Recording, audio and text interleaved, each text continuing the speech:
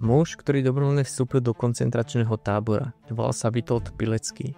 Poľský dôstojník, ktorý urobil niečo, čo nedokázal takmer nikto iný. V roku 1940 sa dobrovoľne nechal chytiť nacistami a odviezť do koncentračného tábora Osvienčim. Nie preto, že by ho chytili omylom, ale preto, že chcel znútra odhaliť pravdu. Jeho úloha bola šialená, vytvoriť tajnú sieť odporu priamo v srdci nacistického pekla a posielať správy o tom, čo sa tam deje.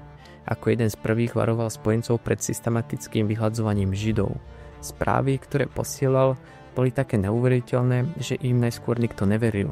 Ale Pilecki neprestal. Organizoval sabotáže, podporoval väzňov a plánoval zburu. Po 3 rokoch vo Osvienčime utiekol. Utiekol z najhoršieho tábora v dejinách. Po vojne však padol do rúk komunistickej vlády v Poľsku. Namiesto vďaky ho odsúdili za špionáž. A v roku 1948 ho popravili. Vďaky sa nikdy nedočkal, skôr zrady od vlastného národa.